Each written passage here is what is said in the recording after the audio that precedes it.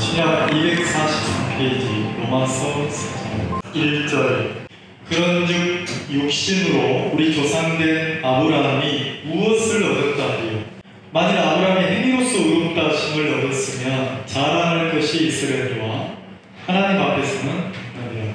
성경이 무엇을 말하면요, 아브라함이 하나님을 믿음에 이것이 저에게 의로 여기심과 되었느니라. 18절. 아브라함이 바랄 수 없는 중에 바라고 믿었으니 이는 네 후손이 이 같으리라 하신 말씀대로 많은 민족의 조상이 되게 하려 하심을 인하니라. 19절. 그가 백세나 되어 자기 몸에 죽은 것 같음과 살아있을 때에 죽은 것 같음을 알고도 믿음이 약하여지지 아니하고 믿음이 없어 하나님의 약속을 의심치 않고 믿음에 견고하여 있어 하나님께 영광을 돌리며 약속하신 그것을 또한 능히 이루실 줄을 확신하였으니 그러므로 이것을 저에게 의로 여기시느니라. 23절. 저에게 의로 여기셨다 기록된 것은 아브라함만 위한 것이 아니요. 24절을 같이 읽겠습니다. 시작. 의로 여기심을 받을 우리도 위함이니 곧 예수 우리 주를 죽은 자 가운데서 살리신 이를 믿는 자입니다. 예수는 우리 범죄함을 위하여 배워주게 되고 또한 우리를 의롭다 하심을 위하여 사랑하셨느니라. 오랜만에 인사 한번 해볼까요? 서로 옆에 마주보고 한번 인사해보겠습니다. 반갑습니다. 이렇게 인사하면 어떨까요? 옆 사람을 보고 나는 참 소중한 사람입니다 하면서 이거 어색해라. 아니면 한번 더 해보세요. 나는 참 아름다운 사람입니다. 아니 혼자 하지만 옆 사람 보고 나는 참 정리한 사람입니다. 나는 참 정리한 사람입니다. 이렇게 해보세요.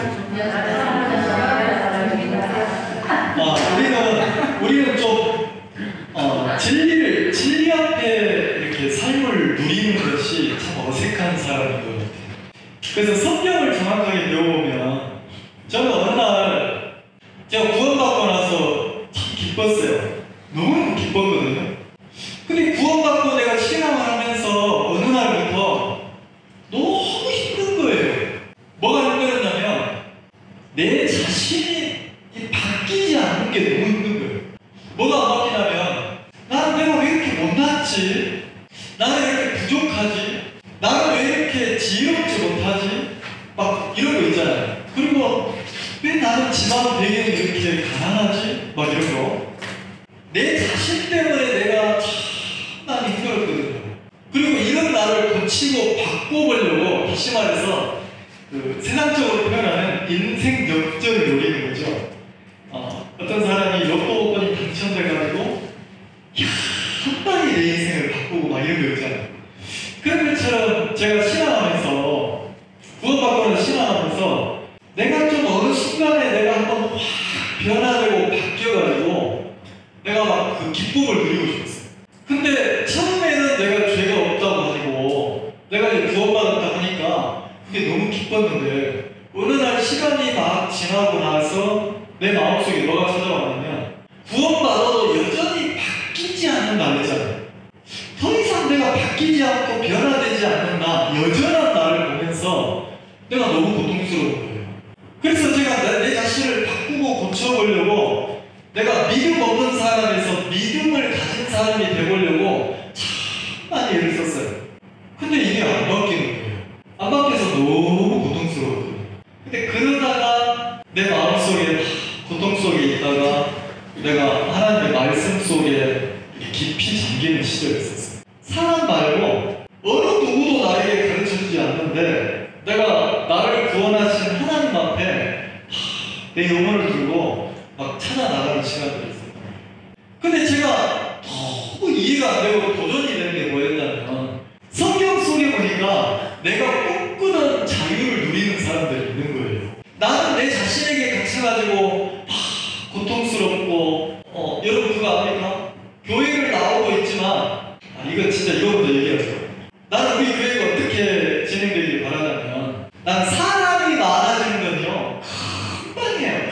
금방. 예를 들어서 여러분들이 한 명씩만 전도회 오면 50명 되게 어렵습니까? 근데 문제는 전도할 힘이 있어야 전도를 하지. 내가 기쁘고 행복해야 전도를 하지. 그러니까 내 마음에 먼저 믿음으로 인한 내 마음의 기쁨이나 행복이 오는 게 문제라는 거예요. 내가 밥을 먹었어요. 배고파 죽겠는데 어떤 자매님이 나보고, 예를 들어 마뱅이 자매님을 갑시다. 실명을 얘기해 죄송하지만 마뱅이 자매님, 목사님 내가 부패 10권이 있는데 오늘까지 써야 되거든요. 같이 갑시다. 무슨 10권이요? 부패는 한 그릇만 먹어야 되니까 먹고 또 먹어도 되니까. 아, 가보시군요. 그래서 먹고 또 먹어도 되잖아요. 그래서 내가 뷔페 가서 맛있는 음식을 많이 먹었다 합시다. 여기까지 찾도록 많이 먹었다 합시다. 그럼 많이 먹고 나면 나도 모르게 내 입에서 뭐가 나옵니다. 아이고 배불러. 아이고 배불러 죽겠네. 아이고 배불러. 이 말이 안 나옵니까? 그러니까 내가 무슨 그런 얘기 나오려고 애를 쓸 필요 없이 내가 많이 먹으면, 배가 부르면 배부른 사람에게서 나오는 표현이 그냥 절로 나오는 거예요. 아이고 배부르다. 아이고 배부르다. 아이고 맛있다. 아이고 고맙다. 이게 나온다는 거죠. 그러면 구원받고 나서 내가 신앙하면서, 여러분 교회를 통해서 신앙을 배워서 내가 진짜 내 마음에 행복이 가득 차면, 내 마음에 너무 막 기쁨이 가득 차면 그냥 내 속에서 그냥 막 기쁨이 나오는 거예요. 그러니까 좀 안타까운 게 뭐냐면, 여러분들이 억누르는지 모르겠지만 내가 볼 때 억누르는 건 아니에요. 근데 여러분들이 뭐가 필요하냐면 내 자신을 벗어난 신앙의 세계를 배울 필요는 있다는 거죠.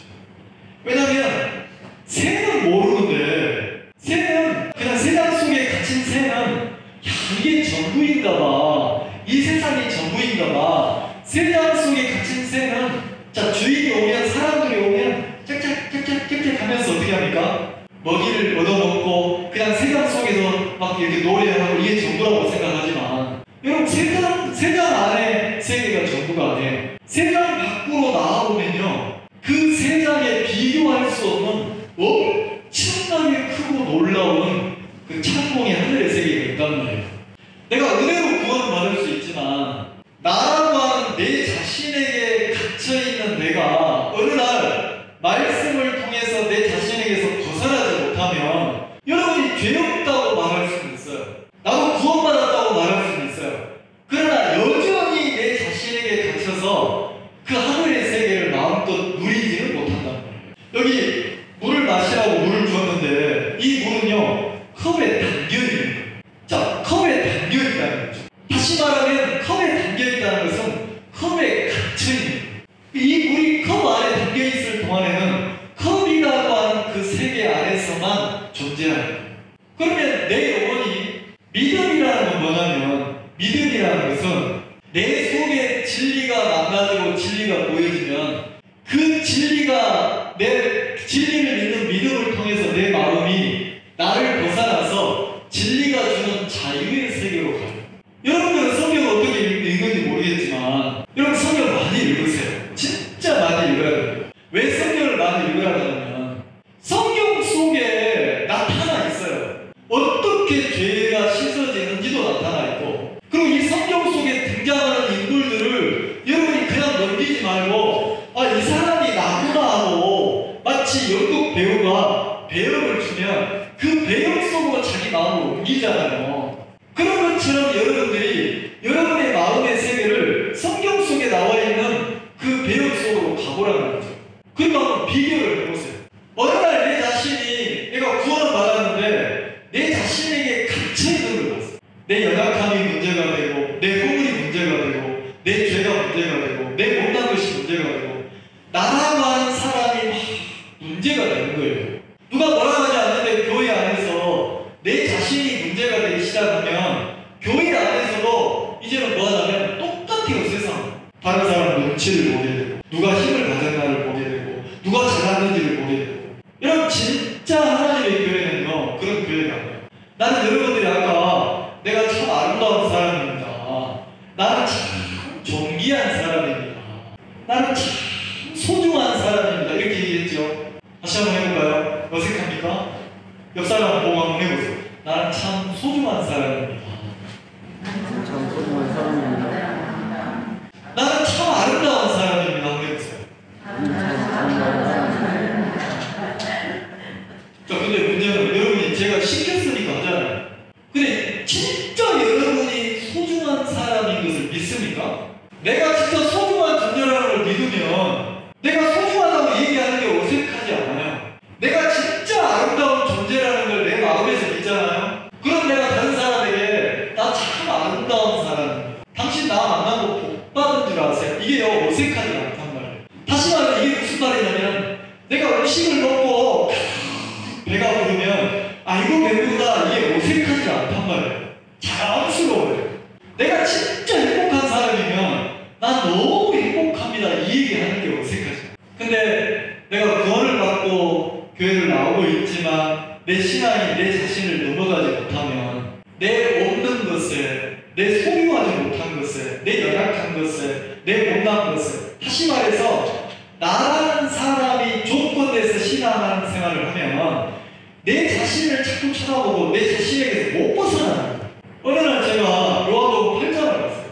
요한 8장을 읽는데 내가 수도 없이 많이 듣고 많이 봤던 말씀인데 어느 날 내가 요한복음 8장을 딱 읽으면서 내 마음에 큰 도전을 받았어요. 어떤 도전을 받았냐면 요한복음 8장에는 하나님을 믿고 있는데 남편이 있는 여자인데 가늠하다가 현장에서 잡혀온 여자가 있어요. 뭐하다가 잡혀왔다고요? 가늠하다가 현장에서 잡혀온 여자가 있어요. 내가 그 여자가 되었어요. 여러분 가늠하다가 현장에서 내용하고 잡혀서 오면 이 여자가 얼마나 부끄럽겠어요. 막 얼마나 부끄럽고 쪽팔리고 막 두렵고 왜? 내 죄가 있는 그대로 드러났으니까 고개를 들지 못할 거 아닙니까? 그러면 이 여자가 이 세상에서 하나님은 믿고 있지만 이 세상에 어떻게 보면 가장 불행한 여자일 수도 있어요. 왜요? 가늠하다가 뭐 했습니까? 잡혀왔으니까. 이제 자기 주변에 자기 지인들에게 자기 죄가 다 드러났잖아요. 얼마나 고통스럽겠어요. 이 여자를 그 형편에서 벗어나게 해줄 수 있는 조건은 세상에는 없어요. 근데 이상하죠? 이 여자가 누구에게 끌려왔냐면 예수님 앞으로 딱 끌려왔는데 예수님 앞에 섰어요. 예수님 앞에 섰는데 예수님이 이 여자를 딱 만났을 때 너무 불쌍한 거예요. 왜 불쌍하냐면 이 여자가 갇혀있는데 보이는 거죠. 그래서 요한복음 8장에 보면 무슨 말씀이냐면 진리를 알지니 진리가 너희를 자유케 하리라 이 말씀이 있어요.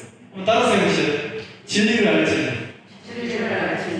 진리가 너희를 자유케 하리라. 다시 한번 따라하세요. 진리를 알지니 진리가 너희를 자유케 하리라. 자, 가늠하다가 잡혀온 이 여자는 지금 자기 죄가 드러났으니까 만방의 죄인으로 드러났으니까 마음이 자유롭습니까? 고통스럽습니다. 자, 죄에 묶이고 갇히고 고통스럽죠? 자, 이 여자가 자유하지 못한 이유는 뭡니까? 왜 자유하지 못합니까? 죄를 짓고 죄인으로 드러났으니까. 맞죠? 자, 내가 죄인으로 드러났으니까 죄인을 못하다고 생각하잖아요. 근데 예수님은 뭐라고 합니까? 네가 자유하지 못한 이유가 뭐다? 진리를 알지니 진리가 너를 자유케 할 건데 이 여자 마음속에 지금 죄를 지어서 자유롭지 못하다 보니까 진리를 모르기 때문에 자유롭지 못하고. 이 말 이해가세요? 하나님을 안 믿는 게 아니에요. 하나님을 믿는데 이 여자는 진리가 주는 자유를 만나본 적이 없는 거예요. 나는 그 가늠하다가 딱 잡힌 그 여자 마음이 꼭 내 자신이 내 못난 것, 내 연약한 것, 내 부족한 것, 내 자신에게 갇혀있는 나가 됐어요. 거기서 벗어나려고 내가 막 예를 쓰는데 벗어나지지 않는 나. 이 여자도 자기 죄에서 벗어나고 싶은데 못 벗어나잖아요. 근데 이상하죠? 어느 날 예수님 앞에 딱 섰는데 예수님이 이 여자를 자유케 해요. 이 여자가 완전히 자유로웠어요. 자, 그러면 바뀌지 않는 사실이 하나 있습니다. 변하지 않는 사실이 하나 있습니다. 바뀌지 않고 변하지 않는 사실이 뭐냐면 이 여자는 여전히 세상에서는 어떤 여자로 취급을 받냐면 가늠하다가 잡힌 여자. 이 여자는 더러운 여자. 이 여자는 죄를 지은 여자. 자, 그 모습이 바뀝니까? 안 바뀝니까? 안 바뀌죠? 근데 예수님을 만나고 나서 진리 되시는 예수님의 그 마음이 그 속에 딱 들어가니까 이 여자가 자기를 대하는 마음이 변화가 온 거예요. 이 여자가 아까 여러분이 했던 것처럼 나는 더러운 여자야. 나는 가난한 여자야. 나는 추한 여자야. 나는 악한 여자야. 나는 사람 같지도 않아. 나는 죽어야 돼. 왜요? 어느 날 가늠하고 자기가 잡혀와 보니까 나라고 하는 사람이 너무 더럽고 추하고 악한 거예요. 시간을 되돌릴 수가 있으면 되돌리고 싶다는 거죠. 근데 어떻게 되돌립니까? 이미 엎드려진 물인데. 근데 이상하죠? 전혀 다른 세계가 있는 거예요. 예수님이라는 분을 만났는데 예수님은 이 여자를 보고 뭐라 하냐면 거룩하다는 거예요. 이 여자를 보고 아름답다는 거예요. 이 여자를 보고 막 존귀하다는 거예요. 자, 참고로 한번 볼까요? 고린도전서 한번 봅시다. 고린도전서 12장 봅니다. 고린도전서 12장 교회가 하죠. 12장 12절 외우기도 쉽죠? 자, 사도 바울이 고린도 교회에 편지를 써서 구원받고 성도가 됐다는 거, 내가 구원받아서 하나님의 자녀가 됐다는 게 어떤 의미인지를 가르쳤어요. 자, 12장 12절에 몸은 하나인데, 자, 몸은 하나인데 예수 그리스도가 이 교회가 몸인데 많은 지체가 있고, 자, 몸에 많은 지체가 있다 이런 표현을 했죠. 고린도 교회 안에 예수 그리스도를 믿고 구원받아서 많은 사람들이 연결됐단 말이에요. 자, 그런 것처럼 몸은 하나인데 많은 지체가 있고, 몸의 지체가 많으나, 자, 몸에 팔도 있고 다리도 있고 막 손가락도 있고 발가락도 있고 막 귀도 있고 눈도 있고 많죠. 근데 한 몸인 것처럼 그랬어요. 몸의 지체가 많은 한 몸인 것 같이 그리스도도 그러하니라. 자, 예수 그리스도도 그러하니라. 이 말을 말하면 예수님의 피로 구원받고 거듭난 사람은 형제자매들이 한 사람 한 사람 다 은사도 다르고 생김새도 다르고 다 다르더라는 거죠. 근데 예수님의 피로 구원받고 거듭나서 예수님에게 딱 더해지면 그게 한 몸을 이루는 교회가 됩니다.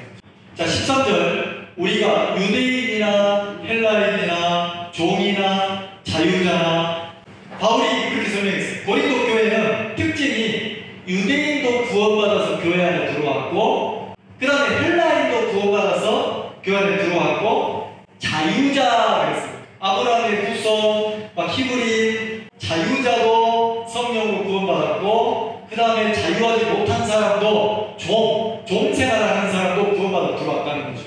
세상에서는 주인, 자유자와 종이 차별이 있습니까? 없습니까? 있죠? 자, 세상에서는 주인이 훨씬 존귀하고 훨씬 아름답고 훨씬 소중해요. 종은 그 상대적으로 천하고 가치가 없고 상대적으로 존귀한 취급을 받지 못하는 게 종이라고. 근데 예수 그리스도를 구주로 모시고 구원받아서 교회 안에 딱 연결되면 그 주인인 자유자나 종이나 유대인이나 헬라인이나 구원받아서 이제 교회 안에 딱 들어오면 예수님 몸에 딱 붙는 한 몸이 된다는 거죠. 자유자나, 자, 고린도서 12장 13절 우리가 유대인이나 헬라인이나 종이나 자유자나 다 한 성령으로 세를 받아 한 몸이 되었고, 이걸 이해하십니까? 한 몸이라는 거죠. 한 몸. 유대인이나 이방인 헬라인이나 존귀한 주인이나 종이나 예수 그리스도의 보혈로 구원받았다면 이제 예수님의 몸에 딱딱딱 달라붙은 한 몸이 된다는 거예요. 한 몸. 자, 한 몸 안에 유대인도 붙어있고 헬라도 붙어있고 주인도 붙어있고 종도 붙어있고 잘난 사람도 붙어있고 뭐 이런다는 거죠. 이해가세요? 자, 그러면서 뭐라고 합니까? 14절. 자, 13절 한 몸이 되었고 또한 한 성령을 마시게 하느니라. 자, 한 성령, 한 몸에 붙어 있어서 그 몸에 뭐가 흐르냐면 하나님의 거룩한 성령이 흐른다는 거죠. 이 말 이해가시죠? 피가 심장을 통해서 펌프질을 해서 막 온몸을 돌아서 피가 다리에도 머리에도 팔에도 돌아서 이렇게 도는 것처럼 하나님의 한 교회 안에 유대인이나 헬라인이나 주인이나 종이나 자유자나 다 이렇게 성령이 그런다는 거죠.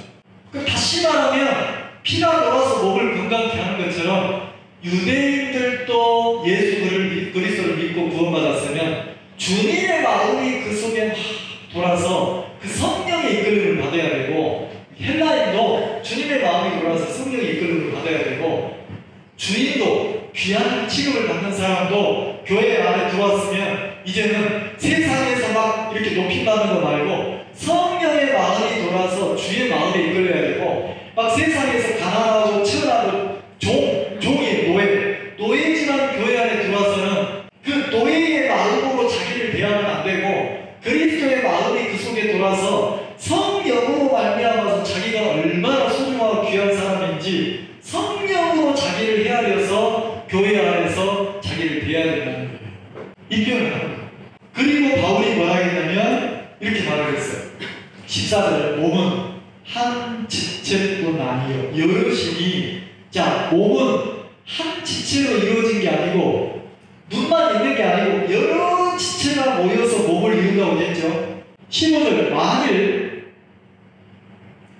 발이 이르되 나는 손이 아니니 몸에 붙지 아니하였다 할지라도 이로 인하여 몸에 붙지 아니한 것이 아니라, 이 말 표현 이해가세요?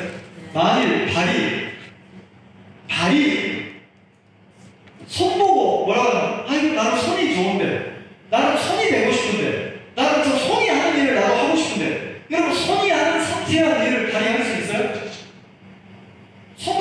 손으로 막 이렇게 손톱도 깎고 발톱도 깎고 손으로 막 하잖아요. 근데 발가락 가지고 하기가 쉽습니까? 물론 개중에는 이제 막 그 장애를 가진 분들은 그 오랜 습관으로 하는 분도 있지만, 손이 하는 역할을 발이 못하는 사람이 많잖아요. 근데 발이 어느 날 손이 하는 일을 나는 못하니까 나는 몸에 안 붙었는갑다 이러면 안 붙은 거냐? 달라도 손이 하는 역할을 하지 못해도 몸에 붙어 있는 거다, 이 표현이라고 해요. 이 말 이해가시죠? 그럼 바울이 왜 몸에 있는 각 지체를 이렇게 인용해가지고 교회를 설명하냐면, 지체마다 다 다르다는 거죠. 유대인이 가진 은사가 다르고, 헬라인이 가진 은사가 다르고, 막 주인으로 있었던 사람 은사가 다르고, 종으로 있었던 사람 은사가 다르고, 다 다르니까 안 다르고 다르다는 거죠. 근데 이상하죠. 발이 손들어 이르되, 나는 손이 아니니 몸에 붙어있지 아니하여. 그러니까 이 발의 역할이 이렇게 성령이 흘러가지고 내가 발의 은사를 가지고 있어 발에 딱 붙어있으면 주님의 마음이 돌아서 주님이 내가 발에 위치 있게 했구나 하고 주님의 마음으로 자기를 헤아리면 남하고 비교하고 막 하겠습니까? 안 할 건데 이 발이 손을 부러워하는 거예요.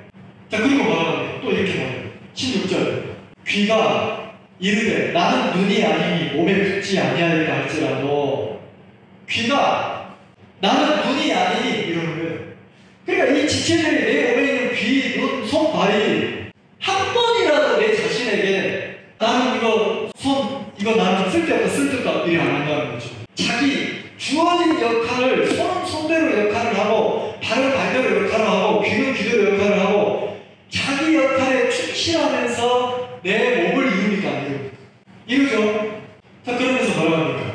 17절, 만일 온 몸이 눈이면 듣는 곳은 어디며, 온 몸이 듣는 곳이면 냄새 나는 곳은 어디며.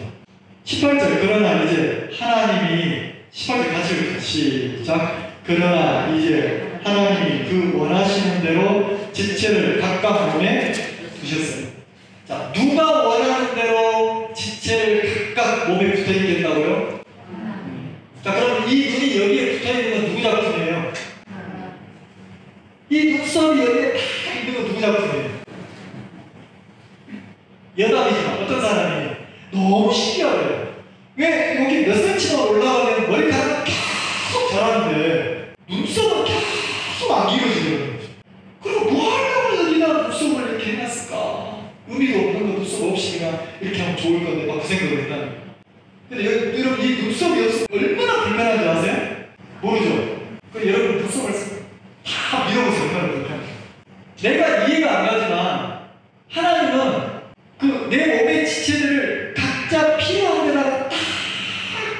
맞게 하나님이 두셨다고 되어 있는 거예요.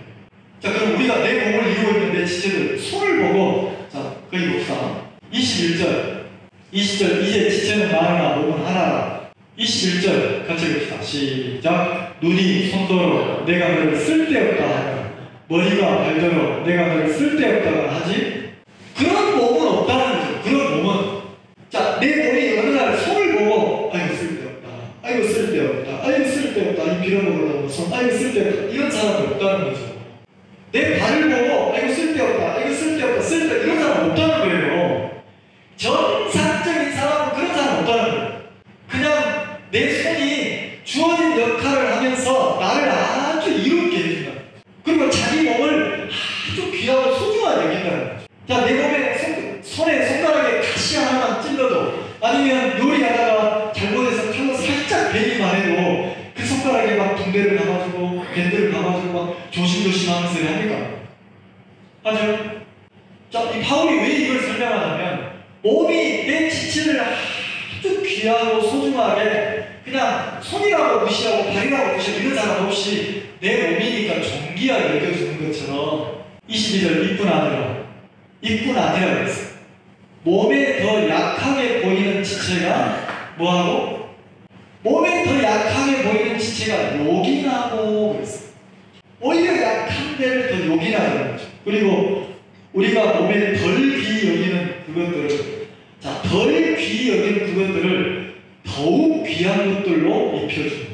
여기 보면 약하게 보이는 지체가 도리어 요긴하고, 그 다음에 덜 귀히 여기는 그것들을 더욱 귀한 것으로 입혀주며, 우리의 아름답지 못한 지체는 더욱 아름다운 것을 얻고 그랬어요.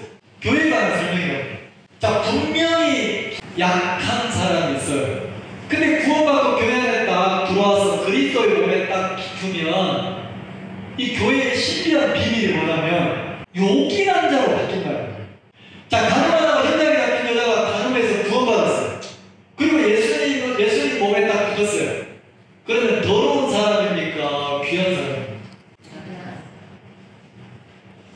자, 세상에서는 그 여자를 더럽고 추하고 가치 없는 여자를 여기죠. 근데 예수님 안에 들어오면 진리 안에서는 예수님이 그 여자를 뭐라고 합니까? 귀하고 소중하고 아름답다 합니까? 하죠? 왜요? 요긴한 것을 입혀줬어요. 약한데 요긴함을 입혀줬어요. 그럼 약한 사람입니까? 요긴한 사람.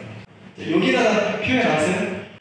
꼭 필요한 사람. 꼭 필요한 사람. 진짜 연약하고 약한데 필요한 사람.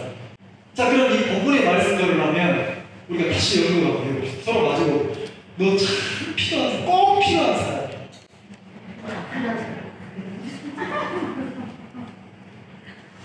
이 말 이해가세요? 교회 안에 그리스도를 믿고 구원받은 한 사람 한 사람이 너무 소중하고 요긴한 사람이에요. 그래서 뭐라 합니까? 23절 우리가 몸에 덜 귀히 여기는 그것을 덜 귀히 여긴다는 거죠. 구원받고 거듭났는데도 허물이고 연약함이 있으면 덜 귀히 여긴다는 거죠. 근데 더 귀한 것들로 입혀줘요. 더 귀한 것들로 입혀주면 그 사람이 덜 귀한 사람입니까? 진짜 귀한 사람입니까? 자, 그러면 여러분들, 내가 참 소중한 사람입니다. 내가 참 귀한 사람입니다. 내가 참 아름다운 사람입니다. 이렇게 얘기할 때 왜요? 누군가가 나에게 귀한 존재로, 소중한 존재로, 아름다운 존재로 나에게 귀한 것으로 막 입혀줬어야 합니다. 나는 이걸 몰랐어요. 나는 가늠이 같은 여자처럼 가늠하다가 잡혀왔으니까 내 마음으로 나를 대했어요. 내 기준으로 나를 대했어요. 세상의 관념으로 이 땅의 상식으로 나를 대했어요. 이 세상에서는 많이 소유한 자가 성공한 사람, 이 세상에서는 똑똑하고 잘난 사람이 인정받잖아요. 연약하고 못나고 부족하면 가치가 없잖아요, 이 세상에서. 근데 내가 내 마음으로 나를 헤아리고 이 땅의 관념으로 나를 헤아리는 게 아니고 내가 하늘의 세계로 가봤어요. 하나님이 그냥 진리 안에서 자기를 보니까 예수님이 당신의 생명을 맞바꾸면서까지도 자기를 이렇게 구원하는 아주 소중한 사람. 예수님이 아름다운 것으로 나에게 입혀준다. 자, 감격이 같은 여자에게 아름다움을 입혀주면 아름다운 사람입니까? 더러운 사람? 진짜 내 마음이 이 진리를 믿으면요, 내 마음에서 내가 아름답게 돼요. 아니요, 내가 허물이 없는 게 아니에요. 아니요, 내가 죄가 없는 게 아니에요. 허물도 많고 죄도 많고 연약함도 많은데 더 이상 내 자신으로 나를 안 대하는, 아름답게 아름다운 것으로 나를 입혀주신 주님의 아름다움으로 나를 대하는, 진리로 나를 대하기 시작합니다. 나는 오랫동안 내 자신이 문제가 됐어요. 여러분은 어떤지 모르겠지만 나는 구원받고 내 자신이 오랫동안 문제가 됐어요. 근데 성경을 통해서 내가 진리 속으로 들어가 보니까 너무 부러웠어요. 이 가정주의 같은 여자가 너무너무 부러운 거예요. 진리가 주는 자유를 누리잖아요. 근데 나는 진리가 주는 자유를 누리지 못하는 삶을 살았어. 무슨 차이가 있을까? 왜 이 여자는 가능하고 잡혀왔는데도 존귀하고 아름답고 소중하게 사는데 나는 왜 이렇게 고통스러울까? 이 생각을 했어. 차이점을 발견했다. 아, 이 여자는 더 이상 자기로 살지 않는구나.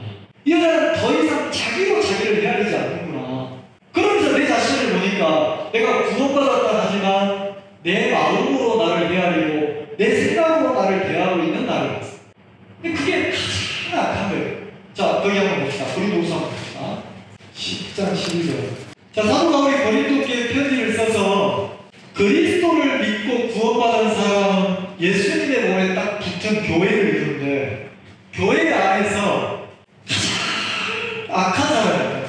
교회 안에서 가장 잘못된 사람이 있다는 거예요. 그게 누구냐면 믿음 생활하고 신앙하는 사람이 경계해야 될 사람이 있다는 거예요. 10장 12절 같이 한번 읽어봅시다. 시작. 우리가 어떤 자기를 칭찬하는 자로 더불어 감히 짝하며 비교할 수 없다. 자, 감히 짝하며 비교할 수 없고, 이 사람하고는 짝하면 안 된다. 짝이란 말이면 이 사람하고 마음을 계속 동조하고 나누면 안 된다. 어떤 사람이냐? 저희가 자기로서 자기를 헤아리고 자기로서 자기를 비교하니 자기로서 자기를 뭐 하나요? 헤아린다는 거죠. 그러니까 구원받고 거듭났는데도 여전히 마음에 누구 마음으로 자기를 헤아려? 자기 마음. 자기 마음을 헤아린다. 가론되기 같은 여자가, 가늠하다 헤매기 같은 여자가 자기 마음으로 자기를 헤아리면 나는 더러운, 나는 취해, 나는 악해, 나는 사람도 안 해, 나는 죽어야 돼, 이런다는 거죠. 이해가십니까? 근데 이 여자가 예수님을 딱 만나고 진리 되시는 예수님을 만나니까 분별이 됐어요. 아, 나는 거짓된 인간이고 예수님은 참되신 분, 선한 분, 진리구나. 거짓된 내 자신으로 나를 헤아리고 사는 동안 나는 정죄를 벗어날 수 없구나. 근데 내가 나를 버리고 진리 되시는 예수님 안으로 들어가면, 진리 안에서 나를 대하면 내가 아름답고 소중하고 귀한 존재구나. 그걸 발견했다. 자, 고린도 사랑과 봅시다. 자, 5장. 자, 사도 바울이 고린도 교회에 구원받고 거듭난 성도들에게 이 교회가 얼마나 아름다웠지, 교회 안에 삶이 얼마나 행복한지 그 마음을 회복시켜주기 위해서 계속 교회를 가르친다. 자, 그러면서 뭐라고 하냐면 5장 14절, 그리스도의 사랑이 우리를 강권하시고. 자, 그리스도의 사랑이 우리를 강권하시고. 자, 교회 안에는요 그리스도의 사랑이 막 흐르는 곳이에요. 교회 안에서 뭐 세상에서 내가 사장이고 세상에서 내가 그 의미 없어요. 교회 안이면 형제 자매. 그리스도의 사랑이 막 흐르는 곳이라는 거예요. 우리를 강권하시다. 우리가 생각한데 한 사람이 모든 사람을 대신하여 죽었습니다. 자, 한 사람 예수 그리스도가 모든 사람을 대신해서 뭐 했어요? 죽었어요. 그래서 그 예수님의 죽음은 모든 사람의 죽음이라는 거죠. 이 감독이 같은 여자가 정확하게 봤다는 거죠. 아, 내가 십자가에서 죽었구나. 내 일이 끝났구나. 진리 안에서, 믿음 안에서 보면 가늠하고 추하고 더럽고 연약하고 죄에 끌려다니는 그 인체가 십자가에서 죽었습니까? 죽었습니다. 예수님의 죽음이 자기의 죽음인 걸 봤다는 거죠. 그 십자가가 자기 죄의 끝이라는 걸 봤다는 거죠. 아, 그러면 제가 육체로 나를 헤아리고 있는 이거 가짜구나. 거짓이. 진리 안에서 보니까 내가 아름답고 소중한 존재구나. 왜? 예수님이 그 여자에게 요긴한 걸, 귀한 걸, 아름다운 것을 입혀줬어요. 자 보세요. 그러면서 뭐라고 합니까? 15절은 저가 모든 사람을 대신하여 죽으십니다. 저가 모든 사람을 대신하여 죽었어요. 예수님이 모든 사람을 대신해서 죽었습니까? 안 죽었습니까? 왜 죽었죠? 사는 자들로 하여금 다시는 저희 자신을 위하여 살지 않고 오직 저희를 대신하여 죽었다가 다시 사신 자를 위하여 살게 하려고 해요. 자, 누구를 위해 살게 하려고요? 자, 그러면 내가 나를 위해 산다는 게 뭡니까? 내 마음으로 나를 헤아리고 내 생각으로 나를 헤아리고 내가 진리인 것처럼 내 마음을 믿고 그게 자기를 위한 삶. 그럼 예수님을 위한 삶은 뭡니까? 이렇게 한번 설명해 볼까요? 여러분이 나를 가장 기쁘게 하는 게 뭐죠? 아, 이거 이해가 안 가는구나. 자, 시집간 딸에게 엄마 마음에 시집간 딸이 가장 기쁨을 주는 건 뭐예요? 맞죠? 어떻게 잘 사는 거예요? 아들 딸 낳고 남편한테 사랑을 막 엄청 받는 거예요.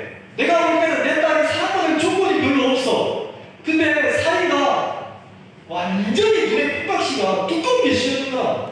누구밖에 몰라? 내 딸밖에 모르는 거야.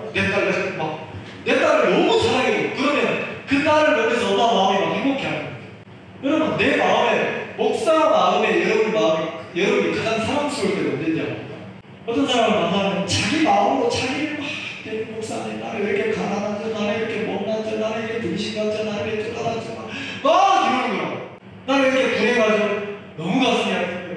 근데 어떤 사람을 만나면 진짜 내가 볼 때 막 고통스러운 형편 같은데 그 사람을 만나면 주님의 마음으로 자기를 막 대하고 있는 거야. 야, 하나님 나를 이렇게 행복하게 합니다. 내가 사지가 멀쩡한 것보다 행복하고 하나님 나한테 이렇게 지혜를 주고 야, 주님의 하늘의 세계의 평강을 막 누리고 있는 사람을 보면 내 마음이 너무 행복한 거예요. 그러면 바울이 이렇게 고린도 교회 안에 구원받았다 하면서 교회가 주는 행복을 누리지 못하는 현재 자매들에게 그 세계를 가르친다는 거죠. 그리스도가 우리를 위해서 죽으셨다. 하나님의 사랑으로 막 강권한다. 예수님이 모든 사람을 대신해서 죽었다. 그건 너희들의 죽음이다. 자, 내가 십자가에 죽었다는 것은 더 이상 내 자신이 문제가 된다는 겁니까? 안 된다는 겁니까? 믿어지세요? 바울이 그걸 가르친단 말이에요. 십자가에서 예수님이 죽은 것은 모든 사람이 죽은 너희의 죽음이다. 그 예수님의 죽음이 네 죽음이다. 그럼 더 이상 교회 안에는 잘나느니 못나느니 잘했느니 못했느니 연약하니 부족하니 자기가 문제가 되면 돼야 안 되는 세계예요. 근데 고린도 교회는 형제들이 서로 송사하고 분쟁하고 싸우고 다투고 이랬단 말이에요. 왜요? 교회 안에 성령이 흘러서 성령으로 자기를 헤아려야 되는데 구원받고 거듭났지만 여전히 누구 마음으로 자기를 헤아려야 됩니까? 자기라고 하는 마음으로 자기 눈으로 자기를 보니까 교회가 막 잘난 사람 못난 사람 막 싸우고 다투고 분쟁하고 세상하고 똑같아요. 그래서 바울이 이렇게 편지를 써서 교회를 가르치는 거예요. 그러면서 말합니까? 고린도서 5장 16절 그러므로 우리가 이제부터는 아무 사람도 육체대로 알지 아니하노라. 자, 우리가 정확하게 주의 마음이 오고 나면 십자가에 내 자신이 죽고 끝났다는 게 정확하게 오고 나면 이제는 뭐합니까? 내 자신을 대할 때도 육체대로 그랬으니까 내 마음으로 나를 헤아립니까? 아니라는 거죠. 다른 사람을 대할 때도 내 생각이나 내 마음으로 내가 온 것으로 대하는 게 아니고 십자가를 통해서 보는 거예요. 십자가를 통해서. 그래서 뭐합니까? 육체대로 알지 아니하노라. 비록 우리가 그리스도도 육체대로 알았으나 이제부터는 이같이 알지 아니하노라. 17절 같이 읽겠습니다. 시작. 그런즉 누구든지 그리스도 안에 있으면 새로운 피조물. 이전 것은 지나갔으니 보라 새 것이 이전 것은 지나갔으니 새 것이 되었다. 그리스도 안에 있으면 새로운 피조물이에요. 만들어졌어요. 자, 만들 피자 조자가 물건 물자잖아요. 자, 만들어졌어요. 우리가 어떻게? 그 새로운 피조물로 거룩한 존재로 온전한 존재로 만들어져요. 어디 안에서 보면 그리스도 안에서 보면 십자가를 통해서 보면 내가 거룩하고 의롭고 온전한 거예요. 나는 내가 나를 고치고 바꾸려고 했어. 안 바뀌는 거예요. 근데 말씀을 통해서 주님 안으로 들어가니까 가난중에 잡힌 여자가 만났던 그 누렸던 진리가 누리는 자유가 내게도 임하는 거예요. 아, 이 여자는 진리로 자기를 대해. 그럼 나도 지금 이 순간 내가 진리로 나를 대하면 내가 진리가 주는 자유를 누리면서 행복하게 살아요. 근데 진리가 주는 자유로 나를 대하지 않으면 세상으로, 내 마음으로, 내 자신으로, 내 육으로 나를 대하면 나는 여전히 내 못나고, 내 연약하고, 내 부족하고, 내 허물과 죄가 나를 누르게 돼요. 십자가를 통해서 나를 대하면 내가 한없이 자유로운데, 내가 십자가가 아니라 내 마음, 거짓된 내 마음으로 나를 대하면 내가 너무너무 고통스럽다. 바뀐 게 없어요. 내가 여전히 연약하고, 내가 여전히 못났고, 내가 여전히 허물투성인데 이상하죠? 내가 문제가 있는 거예요. 왜? 나를 대하는 게 육체대로 나를 대하니까 진리로 나를 대해요. 그 말 이해가세요? 나는 여러분들이 이번 한 주간 로마서를 읽어봤습니다. 로마서를 읽어보면요, 그건 진짜 놀라워요. 사도 바울 마음에 정립되어 있는 복음, 사도 바울 마음에 정립되어 있는 그 율법, 사도 마음에 정립되어 있는 성령의 인도, 사도 바울 마음에 정립되어 있는 그리스도 아니면 성도를 대하는 자세, 이게요 로마서에 아주 자세히 기록되어 있어요. 자세히. 우리가 왜 신앙의 자유를 누리지 못하냐면 내 마음의 성격을 통해서 분명한 믿음이 정립되지 않았어요. 분명히 정립이 안 됐어요. 근데 말씀을 통해서 정확하게 정립이 되잖아요. 예를 들어서 십자가에서 내 죄가 영원히 씻어졌다, 영원한 속죄가 이루어졌다는 거 하나만 내 마음에 정확하게 정립이 돼도 어디 가서든 진짜 죽는 날까지 내가 죄인에서 의인으로 바뀌어요. 거듭나 의인으로 사는 거예요. 내 마음에 정확한 복음 하나가 정립이 되면 내가 죄인이라고 말할 수가 없어요. 맞죠? 나는요, 내 마음에 어떤 내 마음 믿음의 정립들이 우리 마음속에 분명하게 세워졌어요. 그래서 내가 누구를 만나든 누구에게든 내 마음에 정립된 대로 정확하고 분명하게 말할 수 있다는 거죠. 근데 내 마음에 정확한 선이 없으면 그게 아니에요. 로마서를 읽었는데 로마서 4장에 보면 바울이 아브라함의 믿음을 소개했어요. 아브라함의. 근데 그 믿음은 행위로 말미암지 않는 믿음. 예수 그리스도를 믿음으로 말미암는 믿음. 예수 그리스도를 정확하게 알면 이상하죠? 그 시대에 수없이 많은 유대인들이 율법의 행위를 벗어나지 못했는데 예수 그리스도를 정확하게 알고 나니까 바울은 율법을 넘어가 버려요. 여러분, 복음을 정확하게 알고 믿음을 정확하게 배우면요, 여러분 자신도 넘어가게 됐어요. 여러분 성품도 넘어가요. 내 형편도 넘어가요. 이 얘기만 하지. 여러분, 누가 행복한 사람이죠? 누가 성공한 사람이죠? 세상 사람들은 많이 소유한 사람이 성공한 사람, 많이 소유한 사람이 행복한 사람. 성경은 뭐라는 거 아세요? 아무리 많이 소유해도 누리지 못하면 그 사람은 불행한 사람. 누가 보면 12장을 했어요. 어떤 사람이 나오냐면 부자가 나와요. 부자. 여러 해 쓸 물건을 많이 쌓아뒀어요.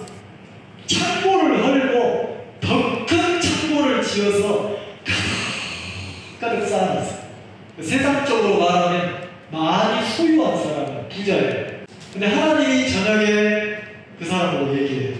어리석은 자여, 오늘 밤에 내가 네 영혼을 취하면 네가 예비하고 준비한 것이 누구 것이 되느냐, 이렇게. 그래서 말하자면 사람에 대해서, 세상에 대해서 부요하고 하나님께 대하여 이 예비하지 못한 자여, 그래서 어리석다. 여러분, 이 땅에 살면서, 육신을 가지고 이 땅에 살면서 지금 언제요? 지금 이 순간 내가 하나님의 세계를 누리고 사는 사람,